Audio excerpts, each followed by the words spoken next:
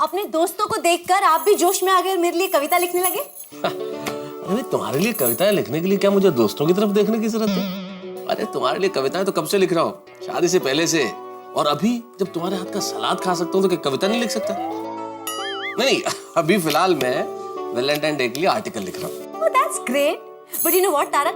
Valentine Day का असली मजा तो आज शाम की विंटर पार्टी में आने वाला है। गोकुलधाम सोसाइटी के सारे पति अपनी पत्नी के लिए कविता पढ़ेंगे। How romantic. हाँ, मैं भी यही सोच रहा हूँ कैसे पढ़ेंगे। हाँ, क्या? नहीं, हाँ, मजा आएगा, बहुत मजा आएगा। हाँ, मजा तो बहुत आएगा। And you know what, Tarak? आज की विंटर पार्टी में हमने एक खास अवार्ड रखा है। अरे वाह, अवार्ड रखा है? कैसा अवार्ड, किस चीज के लिए? मैं क्यों बताऊं? ठीक है, मत बताओ।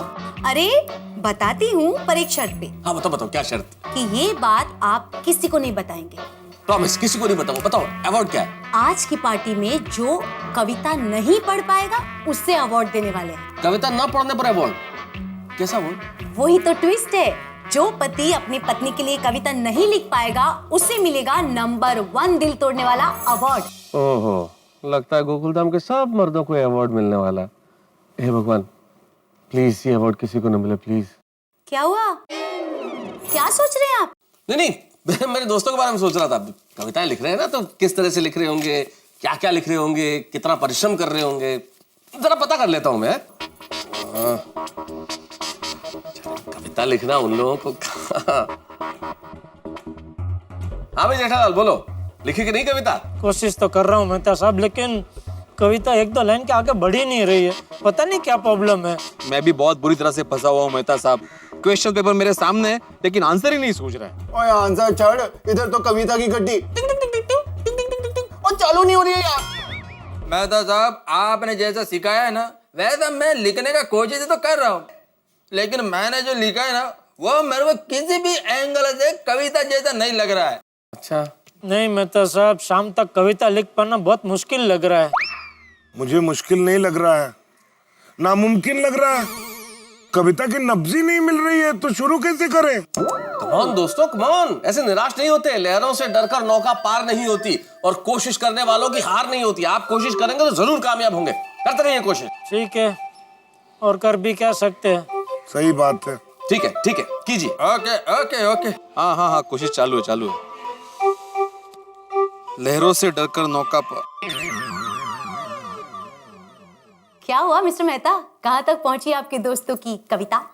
लिख रहे हैं, सारे लोग लिख रहे हैं, कोशिश कर रहे हैं। वेरी गुड तारक, कोशिश तो कर रहे हैं। कोशिश तो कर रहे हैं अंजलि, पर अब पता नहीं कविता लिख पाएंगे कि नहीं लिख पाएंगे। पता नहीं आज शाम की विंटर पार्टी में क्या होगा। क्या होगा? तारक, जो भी होगा वो एकदम धमाकेदार, जबरदस्त और धमाल होगा।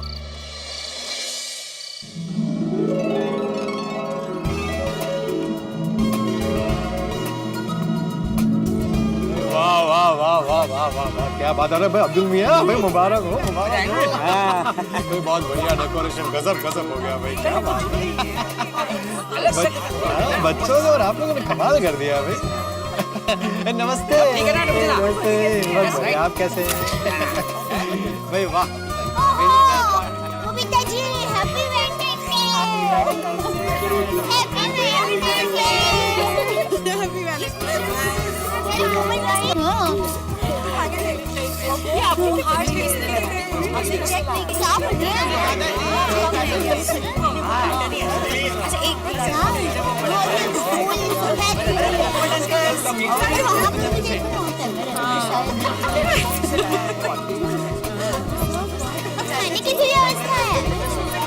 बापू जी, आपको कैसे लगा आज का विंटर पार्टी का आयोजन? अरे बहुत अच्छा लगा बहू, और ऐसी पार्टी का आयोजन हो तभी तो सर्दियों का असली मजा आता है। बिल्कुल। और हाँ, टप्पू से ना अब्दुल, डेकोरेशन भी बहुत अच्छा हुआ है। बहुत बढ़िया, सुपर भाई, बहुत बढ़िया। चाचा जी, डेकोरेशन तो अच्छा होना ही था ना, क्योंकि आज जो होने वाला है वो गोकुलधाम में कभी हुआ ही नहीं। हाँ, पहली बार हमारी सोसाइटी में विंटर पार्टी का आयोजन हुआ है। हाँ, और ऊपर से हम सबके पापा कविता भी पढ़ने वाले हैं। पढ़ने वाले तो है, लेकिन पता नहीं पढ़ेंगे कि नहीं पढ़ेंगे। अरे माधवी भाभी, पढ़ेंगे। टप्पू, तुझे क्या लगता है हम सबके पापा ने कविता लिखी होगी? पता नहीं गोरी, कुछ कह नहीं सकते, मुझे भी थोड़ा डाउटफुल लग रहा है। अरे बच्चों, तुम लोग फिक्र मत करो, वो लोग कविता जरूर पढ़ेंगे। अरे लेकिन ये सब लोग है कहाँ? सोडी, जेठिया, अय्यर, भिंडी मास्टर, कहाँ है सब लोग? महतूस भी कहीं दिख नहीं रहे। चाचा जी वो सब मेरे घर पे तैयार हो रहे हैं, बस अभी आते ही होंगे। बोलो, सब लेडीज तैयार होके आ गई, लेकिन वो लोग तैयार होके नहीं आए अब तक। अरे ऐसा क्या तैयार हो रहे हैं? तो देवी और सज्जनों, आज की इस शाम को रंगीन बनाने के लिए हमारी शाम के चमचमाते सितारे, तालियां! आइए आइए आइए आइए आइए। अरे स्वागत है भाई, स्वागत है आपका। ओ, क्या लग रहे? सब लोग लग रहे? पापा मस्त लग रहे हो। पापा सिगरेट लग रहे हो। मेरे तो अभी से पेट में गुड़गुड़ हो रहा है। क्यों, क्या खाया था? अरे वैसे नहीं, टेंशन के मारे। मेरे भी। चिंता मत करो, हिम्मत मर्दा मदद खुदा। तो आइए आज की शाम को खूबसूरत बनाएंगे हमारे ये साथी जिन्होंने अपनी अपनी पत्नी के लिए शानदार कविताएं लिखी। आइए आइए भाई, आइए आइए। क्या बात है। आओ भाई आओ, चलिए शाबाश, हिम्मत मर्दा मदद खुदा। आइए आइए आइए, स्वागत है भाई। क्या बात है। दादा जी आइए आइए, आ गए हैं। हाँ टप्पू के पापा, आपने कविता लिख ली है ना? हाँ अभी लिखी तो है। आहो, आपने कविता अच्छी लिखी है ना?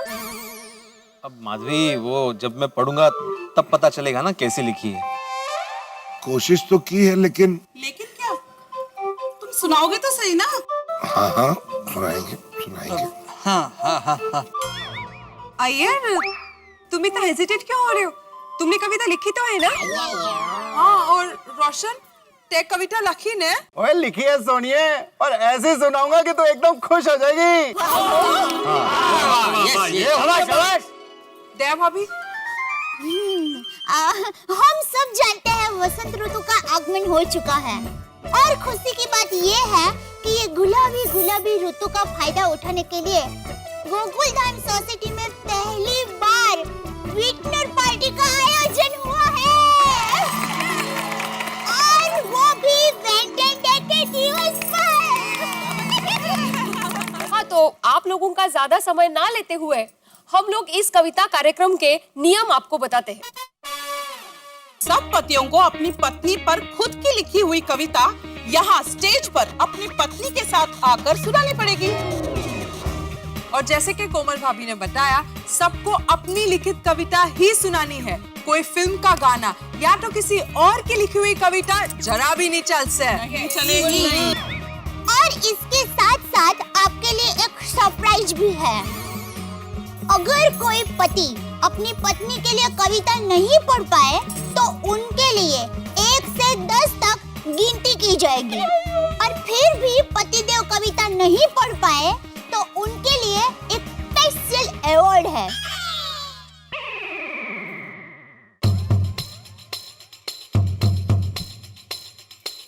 और वो अवार्ड है नंबर 1 दिल तोड़ने वाला अवार्ड।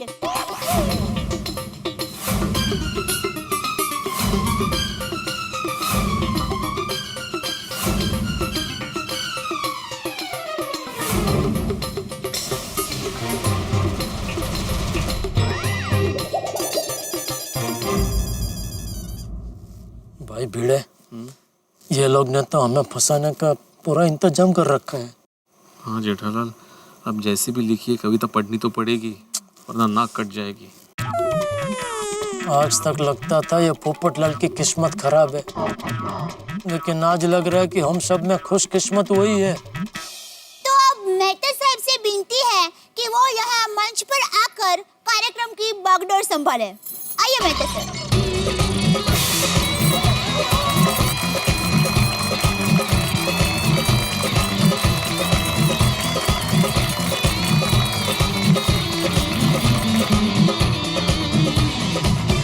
इस खूबसूरत और रंगीन शाम में मैं आप सभी का स्वागत करता हूँ। और थैंक यू जी। साहब भाभी, आपको बहुत बहुत धन्यवाद कि आपने इस शाम को संचालित करने के लिए मुझे आमंत्रित किया। जब शाम की शुरुआत इतनी धमाकेदार है तो सोचिए आगे क्या होगा। जब आगाज इतना खूबसूरत है, जब ये शाम अंजाम तक पहुंचेगी, तब वातावरण में कितने प्यार के रंग खिल चुके होंगे।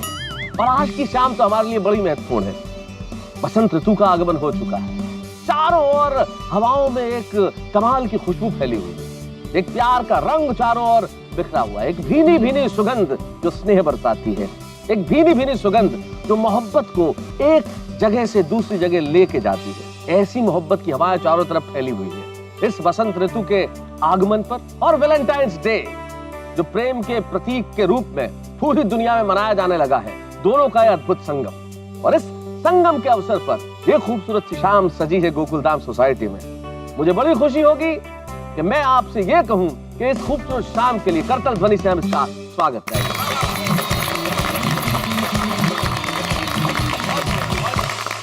वैलेंटाइंस डे पश्चिम में निश्चित तौर पे प्रेम के प्रतीक के रूप में यह दिन मनाया जाता है, लेकिन हम हिंदुस्तानियों के लिए तो हर दिन, हर पल, हर क्षण 365 दिन प्रेम के प्रतीक। हमारी जिंदगी स्नेह, प्यार, प्रेम इसके बिना चल ही नहीं सकती। जिंदगी के अंदर मोहब्बत के रंग भरना बड़ा जरूरी होता है दोस्तों। जिंदगी की तस्वीर हमारे संघर्षों से इतनी धूसर हो जाती है कि उसमें जब तक मोहब्बत के रंग न भरे जाएं, तब तक उसे खूबसूरत नहीं बनाया जा सकता। और जब आप मोहब्बत भरी कविताएं लिखते हैं, जब आप ऐसी शेरो शायरी करते हैं जिसमें दिल निकाल के लगते हैं, तो लोग कह उठते हैं वाह क्या बात है। आज इस शाम के कई मानों में महत्वपूर्ण होने के संकेत मैं आपको दे सकता हूं। सबसे बड़ी चीज तो आज इस मंच पे ऐसे ऐसे लोग कविताएं पढ़ेंगे जिन्होंने जीवन में पहले कभी कविताएं लिखी नहीं, कविताओं से उनका कोई संबंध नहीं रहा। एक व्यापारी, एक वैज्ञानिक, एक शिक्षक, एक पत्रकार, एक डॉक्टर, एक बड़े गैरेज के मालिक, ये तमाम लोग कविताएं सुनाएंगे। सोचिए तो, जिनका कविताओं से कभी कोई नाता नहीं रहा, लेकिन अपनी अपनी पत्नियों के लिए वो प्रेम से पकी कविताएं आज यहाँ इस मंच पर सुनाएंगे। आइए आज के इस कार्यक्रम का हम शुभारंभ करते हैं। एक बार सबसे पहले इन तमाम मेरे दोस्तों के लिए जोरदार तालियां बजाई जाए जो आज के इस कार्यक्रम में कविताएं पढ़ेंगे। और सबसे पहले मैं बुलाना चाहता हूँ, रुकिए मेहता साहब, सबसे पहले आपको अपनी वो प्रेरणा वाली कविता सुनानी पड़ेगी। फ्लैग उसी की वजह से तो ये पूरा प्रोग्राम हो रहा है। और उसी की वजह से हम सब फंसे हैं। क्या क्या? चलिए जब आप इतना आग्रह करते हैं तो उसी कविता का एक अंश मैं सुना देता हूँ। एक अंश आप अंजलि से सुन चुके हैं, एक अंश मैं आपको सुना देता हूँ। तो जैसा कि मैंने आपसे कहा कि ये कविता तुम प्रेरणा हो मेरी, मैंने उस जमाने में अंजलि को देख के लिखी थी। जब मैंने अंजलि को पहली बार देखा था कॉलेज के दिनों में, तो भाव उसी वक्त वाले हैं जब मैं अंजलि से कुछ कहना चाहता था। तुम प्रेरणा हो मेरी, तुम साधना हो मेरी, तुम सामने हो मेरे पर तुम कल्पना हो मेरी। तुम प्रेरणा हो मेरी, तुम साधना हो मेरी, तुम सामने हो मेरे पर तुम कल्पना हो मेरी। तुम अक्षत सी पवित्र, सौंदर्य का रूप चित्र। तुम अक्षत सी पवित्र, सौंदर्य का रूप चित्र। आओ संग तुम्हारे प्रेम की एक बाती बाल दूं। तुम बन जाओ दीप मेरी, मैं आरती का थाल हूं। तुमको तुम्ही से मांग रहा हूं, तुम आराधना हो मेरी, तुम साधना हो मेरी, तुम प्रेरणा हो मेरी। तुम मेरे सामने हो पर तुम कल्पना हो मेरी। मैं बिखर रहा हूं पल पल एक सूखे पात सा। मैं बिखर रहा हूं पल पल एक सूखे पात सा। मेरी हथेली को इंतजार है तुम्हारे हाथ का। मेरी हथेली को इंतजार है तुम्हारे हाथ का। अनगिनत पल ये विरह के अब स्वयं कटते नहीं हैं। अनगिनत पल ये विरह के अब स्वयं कटते नहीं हैं। बादल ये दूरियों के क्यों भला छटते नहीं हैं। मैं बन जाऊंगा आंगन तुम्हारा, तुम अल्पना हो मेरी, तुम ही साधना हो मेरी, तुम प्रेरणा हो मेरी। तुम हो सामने मेरे तो तुम हो कल्पना मेरी। तुम ही हो प्रेरणा मेरी, तुम ही हो प्रेरणा मेरी, तुम ही हो प्रेरणा मेरी।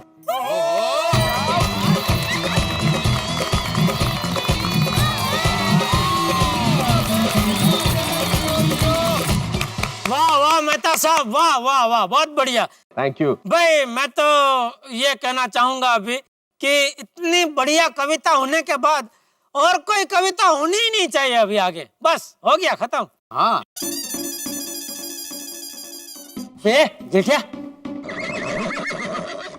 ऐसे एक सुझाव था, नहीं अच्छा लगा, कोई बात नहीं। बहुत बहुत धन्यवाद इस कविता की प्रशंसा करने के लिए। आइए अब हम मूल कार्यक्रम की ओर बढ़ते हैं और इस कार्यक्रम के प्रथम पायदान पे मैं सबसे पहले बुलाना चाहता हूं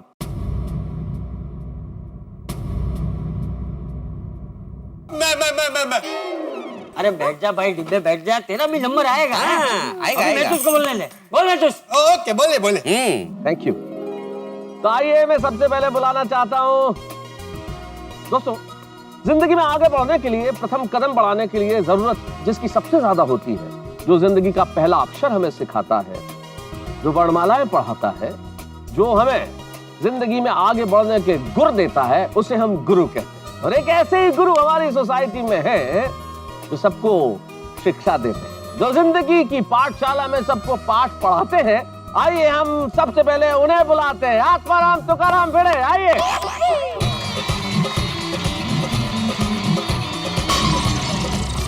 all the best. Thank you Madhavi.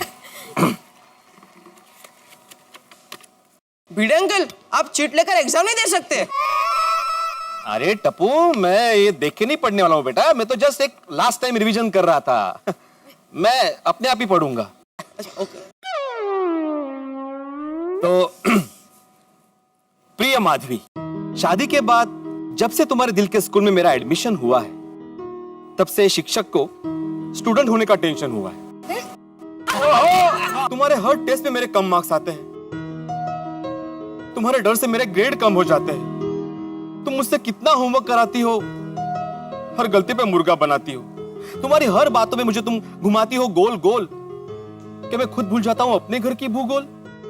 Life की हिस्ट्री में भी अपने आप को लाचार पाता हूं। अकबर हुमायूं का बर्थडे तो याद है मुझे, तुम्हारा भूल जाता हूं।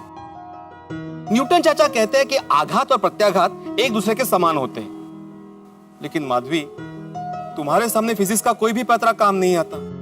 तुम मुझे कितने भी आघात दो, मैं प्रत्याघात दे ही नहीं पाता।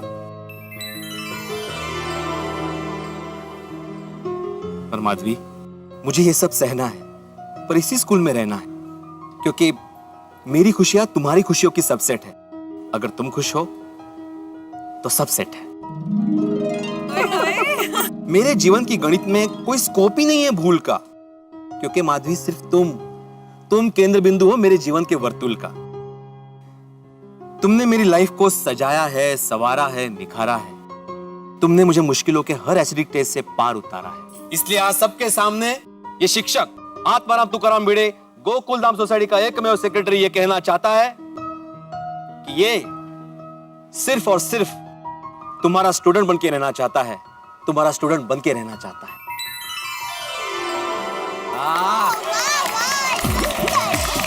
क्या बात है। और छा गया भाई पिड़ो, एकदम फर्स्ट क्लास छा गया। अबे भिड़े, स्टूडेंट बनकर ही रहना पूरी जिंदगी। Very good Atmaram, excellent, good. चलो इसका तो हो गया, छूट गया ये। अच्छी लिखी कविता। बहुत अच्छी लिखी है भाई भिड़े, क्या बात है, कमाल कर दिया। क्या बोलते हैं आप लोग? वाह भिड़े वाह, क्या कविता सुनाई। माधवी, अभी वो आप जो कान खींच रही थी, खींच लेना चाहिए था। आया कान नहीं के कोई बात नहीं। अक्सर ऐसा हो जाता है प्रेम की कविताएं सुन के। लेकिन भिड़े, तुमने बहुत बढ़िया कविता लिखी। जो तुम्हारी पीड़ा उभर के सामने आ रही थी कि भाई ये घर का भूगोल भूल जाते हैं और एसिडिक टेस्ट में बड़ी मुश्किल से पास होते हैं और ग्रेड्स कम हो जाते हैं, तो जब तुम कविताएं पढ़ रहे थे तो मुझे लगा कि मुझे ये कहना चाहिए कि अगर अच्छी बीवी न मिले तो हालत बड़ी फटीचर होती है। और एक शिक्षक भी कह रहा है कि बीवी ही सबसे बड़ी टीचर होती है। भाई क्या बात है, बहुत अच्छे। आइए हम आगे चलते हैं, उन्हें बुलाते हैं जिन्हें अगली कविता पढ़नी है। और मैं आ जाऊं, मैं तैयार हूँ। शांति रखना डिब्बे, तेरा नंबर आएगा तब बोलेगा। चाचा जी समझाइए ना जरा। हाँ, वो तो क्या रेडी है ना, इसलिए। तो मैं बुलाना चाहता हूँ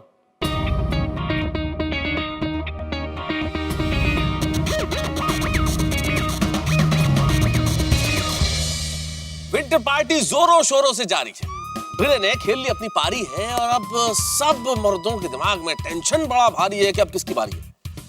भाई ये जो नंबर 1 दिल तोड़ने वाला अवार्ड है ये किसे मिलने वाला है, ये जानने की सबको बेकरारी है। अब ये देखना होगा दोस्तों कि सचमुच किसकी बारी है, कौन पति अपनी पत्नी के लिए कविता लिख के सुना पाता है और कौन नहीं सुना पाएगा। भाई अब यहाँ बहुत सारे हंगामे और हलचल होनी बाकी है, क्योंकि किसे मिलेगा ये नंबर 1 दिल तोड़ने वाला अवार्ड और कौन सुनाएगा अपनी पत्नी के लिए कविता। ये सब जानने के लिए आपको देखना होगा तारक मेहता का उल्टा चश्मा। देखते रहिए, हंसते रहिए।